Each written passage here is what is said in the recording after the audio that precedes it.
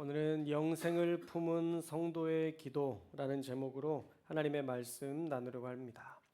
요한일서 5장에서는요, 예수님을 만난 사람들의 특징에 대해서 이야기해주고 있고요. 또 영생은 어떻게 소유하는지에 대해서 그 과정도 자세히 알려줍니다. 먼저 세상을 이기는 성도의 믿음이 있음을 알려주고 있는데, 그 믿음의 대상이 누구냐? 그 대상은 바로 예수 그리스도시다 라는 것을 명확하게 이야기합니다. 그런데 우리가 알아야 할 것은요, 나에게 어떤 믿음이 있다라는 게 중요한 게 아니라는 것들을 기억해야 됩니다. 나에게 믿음이 있다는 게 중요한 게 아니에요. 하나님은 나를 부욕해 하실 수 있고 내 질병을 고칠 수 있다는 것을 믿는 것, 물론 이런 것도 중요하겠죠. 그런데 정말 더 중요한 것은 무엇이냐면 대상이에요. 예수님을 신뢰하는 믿음이 있느냐. 우리가 이것을 매일마다 점검해야 우리 안에 예수 그리스도가 있으면 모든 게 되지만 우리 안에 예수 그리스도가 없으면 아무것도 되지 않는다는 이 명제가 성립되는 것입니다. 그래서 말씀에서도 예수가 있으면 영생이지만 예수가 없으면 영생이 없다라고 말씀하십니다. 물과 피와 성령으로 보증하신 예수 그리스도를 모신 사람만이 영생을 가진 자다라는 말씀을 나누는데, 자, 한번 여러분 물어볼까요?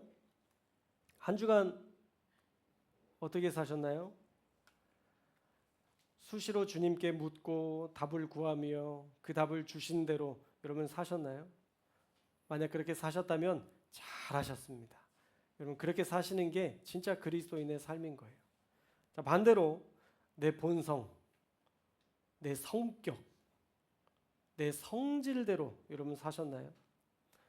만약 내 성질대로 살았다면 여러분 영생을 품고 산 한 주의 삶이 되지 못한 겁니다. 예수님은 제자들에게 이렇게 말씀하셨죠. 마태복음 16장 24절 말씀인데요. 이에 예수께서 제자들에게 이르시되 누구든지 나를 따라오려거든 자기를 부인하고 자기 십자가를 지고 나를 따를 것이니라. 아멘. 그러면 첫째로 예수님은 제자들에게 나를 따르려면 자기를 부인해야 된다라고 말씀하십니다. 자기 부인. 가장 먼저 우리가 나 자신의 뜻과 생각과 의지가 내 삶의 주인 되지 않도록 늘 주의해야 된다라는 거예요. 내 생각이 주인이 되면 누군가를 죽이려 들고 자기를 부인하기보다 타인을 부정하게 되니까 그런 마음은 절대 예수님이 주신 마음이 될 수 없는 것입니다. 그래서 예수님의 제자는 반드시 자기를 부인하는 삶, 내 성격과 내 의지와 내 뜻이 아닌 하나님의 뜻을 쫓아 살아가는 삶을 살아야 하는 것입니다. 두 번째로는 자기 십자가를 지라라고 말씀하죠. 여러분 우리 모두에게는 각자 지고 가야 할 십자가가 있습니다. 상황적으로 만들어진 어쩔 수 없는 십자가들도 있습니다. 어떤 것은 장애가 될 수도 있고 어떤 것은 가난이 될 수도 있고 어떤 것은 질병이 될 수도 있고 다양한 상황적으로 어떻게 할 수 없는 그런 십자가들을 우리는 가지고 태어납니다. 태어날 때부터 주어진 가족이라는 십자가도 있기도 합니다. 또 어쩌다 보니 내가 선택을 해서 내가 져야 할, 내가 선택해서 만들어낸 이런 다양한 십자가들이 있는데 그 모든 십자가를 본인이 지고 가야 된다라고 말씀하고 있습니다. 힘들다고 회피해서 떠나버리거나 어려울 것 같아서 포기해버리는 것을 선택함이 아니라 자기의 십자가를 져야 한다. 그 사람이 바로 예수님의 제자다라고 말씀하고 있습니다. 자, 그리고 마지막으로는 나를 쫓으라 라고 명령하셨죠. 나를 따르라. 우리가 애쓰고 우리가 아등바등해도 사실 나를 부인하는 것이 결코 쉽지 않고요. 나에게 주어진 이 십자가를 지고 사는 것이 정말 쉽지 않으니까 나를 쫓으라. 예수님을 따라야 된다라고 말씀하시는 것입니다.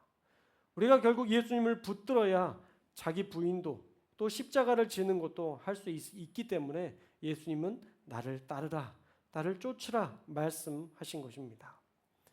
그리고 사실 여기에 나오는 동사들은요, 진행적 현재형으로 계속 부인하고 계속 십자가를 지고 계속 예수님을 쫓아야 된다라는 의미의 동사들을 사용했습니다. 그러니까 수련회 때 단회적으로 쫓을 일이 아니고 일주일에 주일에만 내 삶을 부인하는 것이 아니라 우리는 매일 매 순간을 나를 부인하고 십자가를 지고 예수님을 쫓는 예수님과의 동행을 살아내야 한다라는 거예요. 그러면 사실 영생을 가진 사람은요, 이 예수님과의 동행이 절대 무겁거나 부담스럽지 않습니다. 예수님의 그 영생, 그 사랑 안에 있으면 우리는 편안함을 느끼고 행복함을 느끼기 때문입니다. 예수님을 모시고 예수님과 동행한다는 것은 이단 사이비 교주처럼 우리의 인생을 이용해서 이득을 취하려는 그런 의도가 전혀 없으시고 귀신처럼 악령으로 우리를 지옥으로 몰아가지도 않습니다. 그러니 오히려 예수님과 동행하면 우리에게 좋은 것에 좋은 것만 누리게 하시는 것입니다. 요한복음 10장 10절에서 11절 제가 자주 인용하는 말씀이죠. 우리 한번 읽어볼까요? 시작. 도둑이 오는 것은 도둑질을 하고 죽이고 멸망시키려는 것뿐이요 내가 온 것은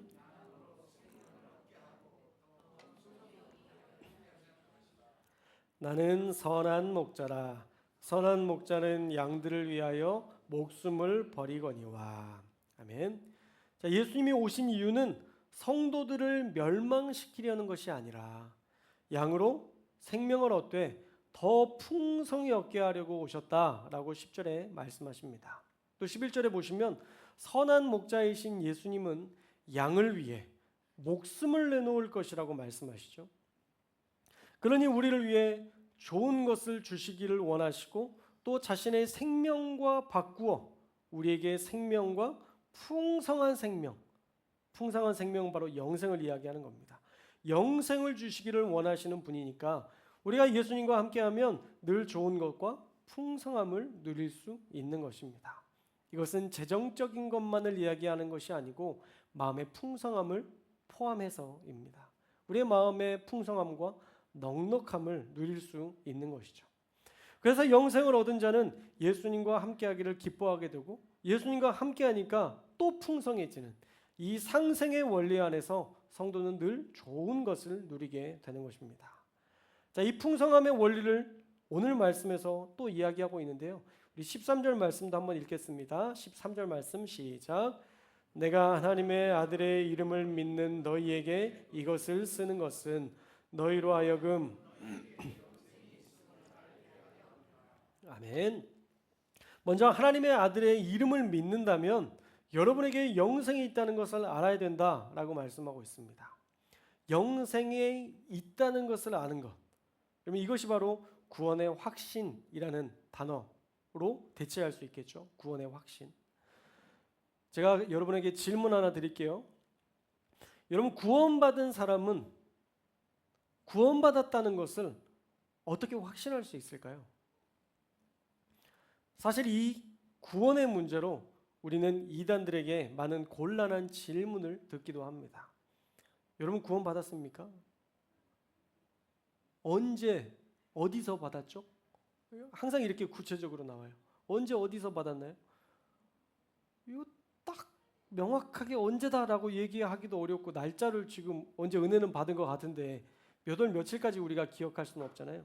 이제 그거 가지고 구원받은 날짜도 모르는데 당신은 어떻게 구원을 할 수 있습니까? 라고 이 구원파 계열의 이단들은요 그리스도인들의 구원의 확신을 조롱합니다. 그러나 그 현혹에 우리가 흔들릴 필요가 없어요. 제가 여러분에게 질문 하나 할까요? 여러분 어떻게 살아있다고 확신하세요? 일단 심장이 뛰고, 그죠? 내가 생각을 할 수 있고 숨을 쉴 수 있으니까 뭐 살아있다고 말할 수 있지 않아요? 그러니까 내가 생명을 가지고 살아가고 있는 거고 살아있는 거죠. 너무 당연한 원리죠. 자, 그러면 여러분 항상 살아있다고 느끼며 사시나요? 아, 나 살아있어. 음식을 하면서도 아, 나 살아있어. 막 뭔가를 하면서도 아, 나 살아있어. 여러분 살아있다라는 것을 늘 인지하고 기억하며 사시나요? 그렇지 않을걸요? 그렇죠.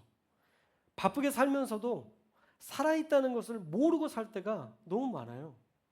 그런데도 우리는 모르는데도 생명이 있다는 것들을 내가 인지하지 못하는데도 우리는 생명을 소유하고 살아가고 있습니다. 그렇다면 우리가 소유한 영원한 생명은 어떨까요? 사실 우리가 가진 생명과 다르지 않아요. 물론 영원한 생명을 가졌다라고 보이지 않는 것을 장담하기는 쉽지 않지만 그렇다고 장담하지 못할 만큼 희미하게 우리에게 존재하는 것도 아닙니다. 사실은 구원받은 날짜가 중요한 게 아니라 우리 안에 있는 분명한 구원의 확신이 더 중요한 것이죠. 그런데 이 구원의 확신도 사실 우리의 생명처럼 매일 느끼고 큰 감동으로 다가올 수 있는 것이 아니라는 거예요. 어떤 때는 은혜 받으면 이 생명이 너무 감사하고 이 영생이 이 구원이 너무 행복하지만 어떤 때는 또 은혜가 떨어지면 마치 내가 구원받지 못한 것처럼 마치 내가 하나님과 동행하지 않은 것처럼 우리가 헷갈리면서 살아갈 수도 있다는 것입니다. 그런데 이 구원의 확신과 상관없이 우리가 언젠가 하나님을 만났던 날이 분명하다면 우리에게는 확실한 구원이 있는 거예요. 제가 언젠가 결혼으로 구원의 확신을 증명해 드린 것 같은데 여러분이 결혼한 후에 매일마다 이 결혼이 감격이 되지 않아도 우리가 했던 결혼식과 그 엄중한 약속은 변함이 없다라고 말씀을 드렸습니다. 자, 보세요. 우리의 생명도 우리의 결혼도 구원의 확신도 느껴지는 감정으로 그 유무를 파악하려고 하면 이게 했는지 안 했는지 가물가물해져요. 차라리 결혼을 안 하는 게 낫겠어 라는 생각을 가진 사람은 이 결혼했다는 것에 대해서 오히려 행복감을 느끼지 못하니까 이 결혼이라는 것 자체가 아무런 의미가 없게 되는 것이죠. 그렇다 하더라도 우리가 결혼에 대해서 불만족하고 우리가 살아가는 삶에 대해서 불만족한 느낌을 가지고 있다 할지라도 우리가 살아있고 우리가 결혼했다라는 것은 절대 변하지 않습니다. 그리고 더 분명한 것은요, 상대가 있으면 분명해집니다.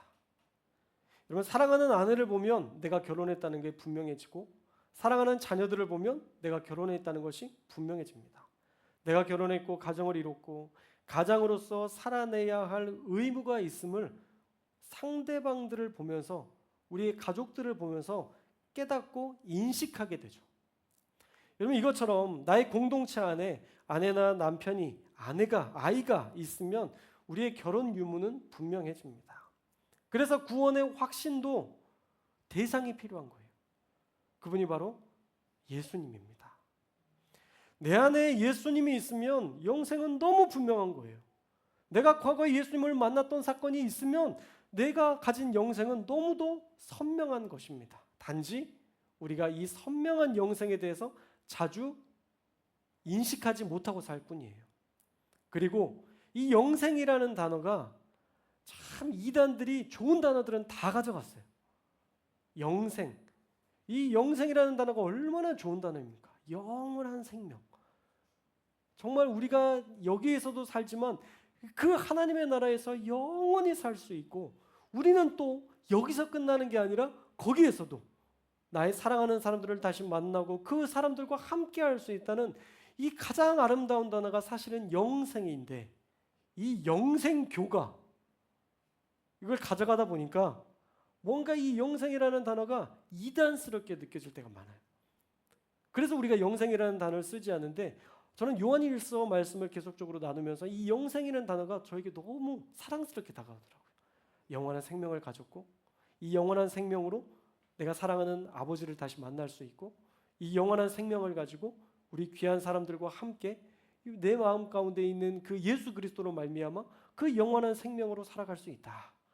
우리 안에 영생이 있다는 것, 영원한 생명이 있다는 것은 겨우 우리가 가진 생명으로 연연하지 않게 되는 거예요.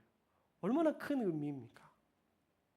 그래서 예수님이 있는지 없는지를 살펴봐야 우리 가운데 영생이 있는지 없는지를 확인할 수 있어요. 여러분 안에 예수님이 늘 함께 하신다면 여러분들은 영생을 가지고 있는 거예요.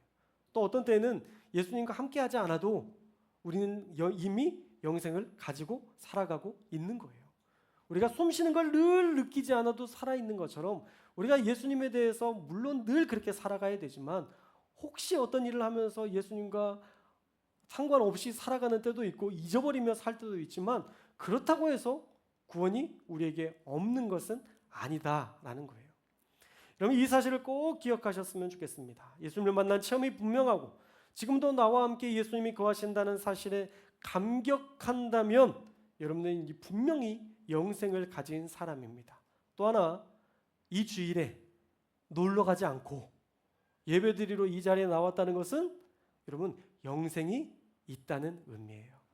할렐루야. 여러분에게 다 영생이 있는 그 구원의 확신이 있는 그러한 삶을 우리가 누리고 있다는 것 꼭 기억하시고 잊지 않으셨으면 좋겠어요. 자, 그런 영생이 있는 자에게 주시는 하나님의 약속은 뭐냐? 자, 우리 14절도 읽겠습니다. 14절 시작. 그를 향하여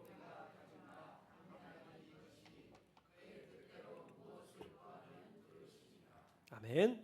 자, 예수님을 믿는 믿음을 가진 그리스도인이 담대할 필요가 있는데, 자, 여러분 다 담대할 필요가 있고 이유가 있어요. 다 담대할 이유가 있는데 그것은 바로 내가 기도하면 하나님이 들어주셔. 이런 믿음이 있어야 된다는 거예요. 자, 첫 번째는 예수님이라는 대상에 대한 믿음이라면, 두 번째는 그 예수님이 나를 위해 무엇이라도 들어주실 것이라는 사실을 믿어야 된다는 거예요. 자, 15절도 읽겠습니다. 15절 시작. 우리가 무엇이든지 구하는 바를 들으시는 줄을 안즉 우리가 그에게 구한 그것을 얻은 줄을 또한 아느니라. 아멘. 여러분 구하는 바를 예수님이 들으시고 우리가 구한 그것을 얻게 될 것이라고 말씀하죠. 자, 예수님은 왜 우리가 구하는 것을 들어주시나요? 그 이유는요, 바로 우리가 예수님을 믿음으로 영생을 가졌고 영생을 소유한 자로서 헛된 것을 구하지 않고 영원한 것을 구하는 인생이 되었기 때문에 구하는 것을 주신다라는 거예요. 자, 그러면 우리가 구하는 것도 분명한 이유와 목적이 있어야 예수님께서 들어주시겠죠. 단순히 부자 되게 해주세요. 여러분 이런 영생을 가진 사람이 구할 만한 기도의 내용이 아닙니다. 좀 달라져야죠.